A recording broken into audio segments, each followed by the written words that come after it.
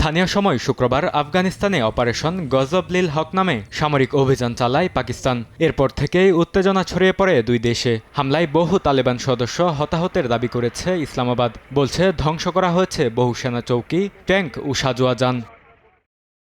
আফগানিস্তানকে হুঁশিয়ার করে পাকিস্তানের প্রধানমন্ত্রী শাহবাজ শরীফ বলেন, তালেবান সরকারের যে কোনো অপতৎপরতায় জিরো টলারেন্স নীতি মেনে চলবে ইসলামাবাদ। ফিল্ড মার্শাল আসিম মুনিরের নেতৃত্বে পাকিস্তানি সশস্ত্র বাহিনী সবসময় দেশ রক্ষায় প্রস্তুত। পাকিস্তান জানে কিভাবে যে কোনো আগ্রাসনের বিরুদ্ধে নিজেকে রক্ষা করতে হয়। অন্যদিকে পাকিস্তানকে আরও শক্তিশালী ও কার্যকর জবাবের হুঁশিয়ারি দিয়েছেন আফগান সেনাপ্রধান।